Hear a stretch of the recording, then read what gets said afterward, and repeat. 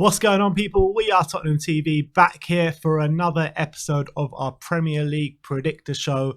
The scores on the doors at the moment are 70 points to Simeon, 51 points to myself. So a lot of making up to do, a lot of catching up to do if I'm going to reclaim my crown from last season. Let me just remind you how the scoring works. So it's 1 point for a correct result, 3 points for a correct result and both teams to score. And that means if you call the right outcome, plus if you say there is both teams to score or there is not both teams to score, 5 points for a correct score. And then there is a star man as well, where me and my brother both pick out a specific player and you get 2 points if they score and 1 point if they make an assist.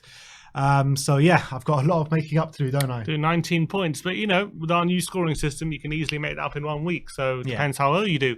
So a lot to play for, a lot of points to play for, but I'm hoping to extend my lead. Have you won one game, like one single game week yet? I think I've won. So. I think I've extended it every single week. Yeah. So we'll see. All right, let's start off with the first game of the weekend, which is the Friday night kickoff. Newcastle at home to Leeds. Sim, what have you gone for? 2-1 to Leeds. Ooh, I've gone for 3-1 to Leeds. 3-1. You've gone for the extra goal. Yeah, I think. Look, with Newcastle like to play that 5 at the back system. So I think Leeds will dominate, and you know they'll get a couple of goals. Both teams need to get their first win of the season, so I expect both teams to score. But I think Leeds should just have the edge in this one. Yeah, I think that both teams will score in this one. But I think Leeds, I've gone for 3-1 because Leeds have been pretty poor so far this season. I think they would have earmarked this game now to look, let's really get back on track now. And I expect them to have a resounding victory, to be honest. And I think 3-1, maybe even 4-1 could be the case. But look, let's see what happens in this one. I did go for 3-1. Sim has gone for 2-1. Let me know your prediction in the comment section below as we move on to Saturday's games. Wolves against Brentford is the opening game we're going to talk about. And I have gone for 1-0 to Wolves. I've gone for 2-0, opposite of last week. Yeah. I went for 1-0, you went for 2-0. You got the 5 points. I only got the 3. Let's see who comes out on top of this one. But yeah, I think Wolves definitely going to be buoyed from getting their first win of the season away at Watford last week, and I think they're going to give Brentford a tough time. They've been a chance creation machine in a way this season, despite 3 defeats in 4, and they've been actually really, really impressive. So I actually think Wolves will win this one comfortably. Yeah, I was thinking of 2-0, but I changed it last second because I think Brentford have been quite good in their defensive play so far this season. Haven't conceded too many goals. Wolves on the other side, yes, they've been a chance creation machine, but they haven't actually scored that many goals this season. Just 2 goals so far in the opening 4 games. So that's why I've gone for 1-0, but I do think Wolves are going to win this one. And I think it will be a kind of resounding victory where there'll be loads of chances, but I think they'll just manage to get one over the line. So that's why I've gone for 1-0. Burnley against Arsenal at Turf Moor. I have gone for 1-1 in this one. I go 1-0. 1-0 Burnley. I stuck my neck out. I knew you were going to go 1-1, so I thought it'd be a bit different. But I do think Burnley are going to bully Arsenal, and they're going to make it very, very difficult. And it's maybe a bit different to how they got blown away by Everton in that 6-minute period. I'm thinking in that tighter pitch where Burnley at home, they know the pitch a bit better. I think it's more likely that will happen. Arsenal haven't beaten Burnley in the last 3 games as well. 3 games winless against Burnley, and I think Burnley, the way they played against Everton in that first hour, if they do that against Arsenal, I really believe they can really bully them. So I think if they can get a goal out of somewhere, I was actually flirting with 0-0, but I just changed it to 1-0 last minute. Yeah, I mean, I've gone for 1-1. Pretty much, I think you're spot on in your reasoning, but I just feel Arsenal can find a goal from somewhere. They created a lot of chances against Norwich, and then they will create against Burnley. They will create against this Burnley side, so I think they will get a goal, but I can't see them having enough to win the game. Liverpool against Crystal Palace. What have you gone for? 3-0. 3-0 to Liverpool. Ooh, I've gone for 4-1. Sorry. 4-1. No, 2-0. No, 2-0 I went for. So 4-1's the next game I went for. Oh, did you?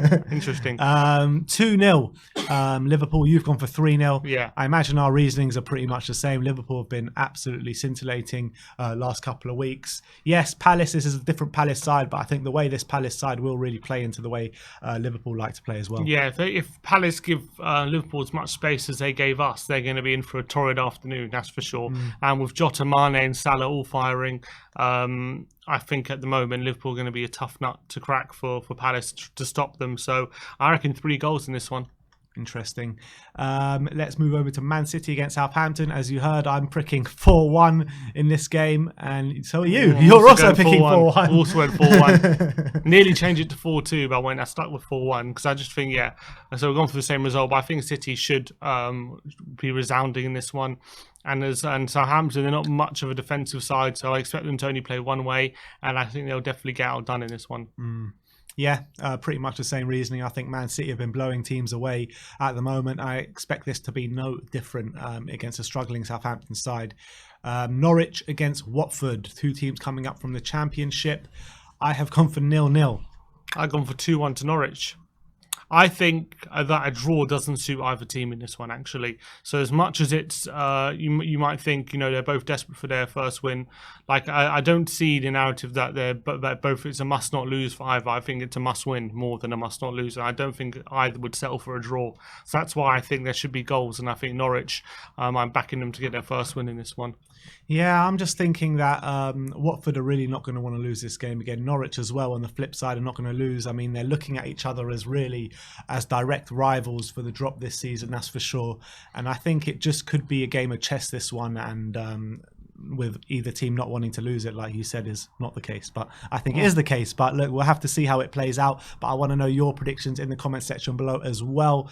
Let's move over to Aston Villa against Everton. What have you gone for? 1-1. 1-1. I've gone for 2-2. I mean, we've gone very similar this week, just a bit different. And similar to same but weeks. Different. Yeah, I just think that I don't think Villa. I can see them getting, with the quality of Ings and Buendia and Bailey, like they got quality there. They just haven't gelled. But I can see them getting something like a moment of quality or something. Everton have been very impressive, but if Calvert-Lewin is still injured, they're relying on Richarlison, Gray, and Townsend, who are doing well, but are they going to be good enough to get more than a goal against a very resolute Villa defence with Konsa and Mings in the back line? I reckon 1-1 draw is a solid one here. Yeah. I mean, goals are flying in left, right and centre in both of these teams' games so far. And I think that it's hard to pick between the two sides. I mean, last year when these teams faced each other at Villa Park, it was 0-0. But I do feel it's a bit different this year. Villa are just kind of feeling their way into the season. Everton have had a really strong start to the season, but they are conceding quite a few goals as well. So I'm going to go for a high-scoring Desmond Tutu for me, for Aston Villa against Everton. Let's move over to the Sunday's games, which is Brighton against Leicester, which is the opening game. And what have you gone for? 1-1. 1-1. And so have you. Very gone for 1-0. Fair enough. Yeah, I just think that Brighton playing very well at the moment. It's going to be very difficult for Leicester to get the victory here. But I think, Jamie Vardy flying around there, he's always likely to get in behind at least once during the game. And I back him to probably get on the score sheet. But I think Brighton have the quality to get a goal. And I think they both have pretty solid defences as well. So I think a tight 1-1 draw. Yeah, kind of the same feeling. Leicester's defence are really injury struck. I mean, Brighton, as you say, having an awesome start to the season. So I can't really split this one. I think, look, obviously Leicester are the better side, but I think Brighton are the ones really performing at the moment. West Ham against Manchester United at the London Stadium. I have gone for 3-1 to Manchester United. I've gone for 2-0. I've gone for them to keep a clean sheet without Antonio. I think they're going to be struggling without Antonio to have any sort of presence up front. And I think maybe, I still have the likes of Souček there, I guess. Maybe from a set piece they could get one. But if United, with Varane, if they have improved as defensively as much as they should, I think they'll get a clean sheet. And with, the likes of Ronaldo and Bruno and Sancho, they've got an abundance of talent. So they'll have no problem scoring. So that's why I've gone for 2-0. Yeah, I think, as you say, they'll have no problem scoring at all. Ronaldo will definitely get on the score sheet this weekend.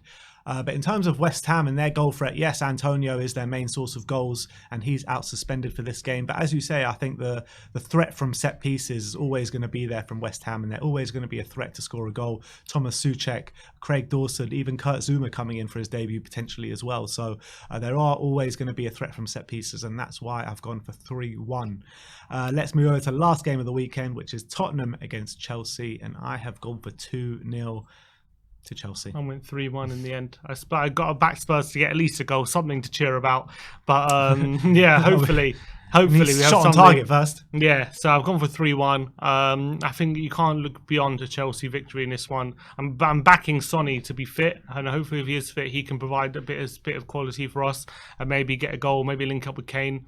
I'm looking at that quality, but Chelsea, just the system they have, They look unbeatable, don't they? they're just a supremely talented team with the tactics as well. Tuchel's got them playing that three at the back system. They literally look comfortable all over the pitch. They don't look open at the back, and when they go forward, they look like they always have a spare man from somewhere, and it's so hard to stop. So unless Spurs can pull something out of the bag, it can't look beyond a Chelsea win. Yeah, very true.